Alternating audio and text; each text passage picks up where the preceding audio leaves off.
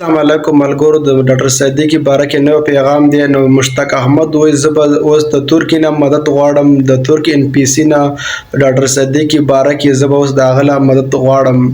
تاسو دا ویډیو ګورئ مکمل او د ډاکټر صدیق باره کې نو پیغام دی. نو اوس د ډاکټر صدیق باره کې د مشتاق احمد وایي زه به اوس د ترکي د ان پی سي لازم او هلته به د هغې له مدد غواړم او دومره مشکل دی هم نو او کې د 20 کاله کې وشلو او 20 کاله کې دومره هڅوي کړي زموږ حکمران تیر شلو او د ډاکټر صدیق باره کې به هیچا غږ نه اوچت کړی نو او دومره دغه دی نو او کیس دی نو خو دا کیس کې اوار شي. نو ډاکټر صدیق سره خپل خور میلاو شله، هغه څنګه تر کې سره میلاو شله نو د منځ کې شوه او د کال په ذریعه میلاو شلو. منځ کې اواز نه تله او نیمه ګنټه تقریبا د خپل کار هغه باندې ګړېدل نو پوره حال والي ته ویلی دی. نو ډاکټر صدیق ورته ویلي زما بچي څنګه زما مور او نو ماته ټول ډېر یادېږي. نو د مور ورته لا هېڅ نه علم نشته، هغه مور لا وفات ده او نیمه ګنټې پر دا وګړېدل او پوره حال والي ته ویلی دی. نو چې دومره کیس دی نه کېدای شي راخلاص شي. مشتاق احمد وایي انشاءالله دا به زه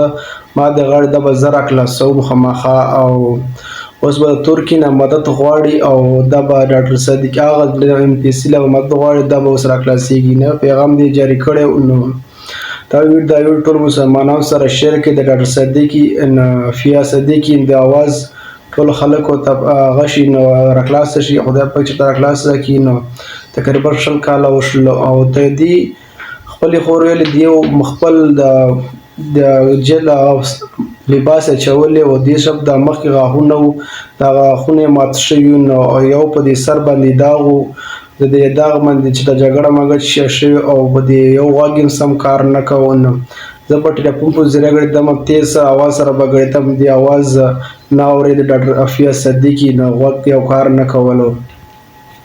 تقریبا د یو نیمه ګنټه ملاقات شوی دی. نو د هغه هم شیشې په ذریعه نو منځ کې تقریبا شیشه وه او د ډاکټر افیا صدیق خور سره دی او پوجیانو سره ولاړ و. تقریبا نیمه ګنټه دی سره په کال په ذریعه ګرځېدلي خو د شی منځ کې اواز ډېره ګران و، کار واخیستي اواز تاسو پته نه ځي. نو په 20 کاله کې څه بله حکمران تېر شلو. د ډاکټر افیا صدیق باره کې به هېڅ څه ویلي نه حق دا د دومره کیس وایي د مشتاق احمد وایي دومره کیس دی هم نو کېدای شي راخلاص هم شي.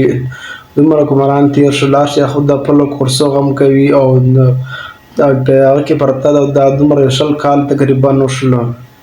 دې په باره کې دا څه دومره څه ویلي نه دي. نو څومره سوشل میډیا والے دي به د ډاکټر افیا صدیق باره کې اواز اوچت کړی دي.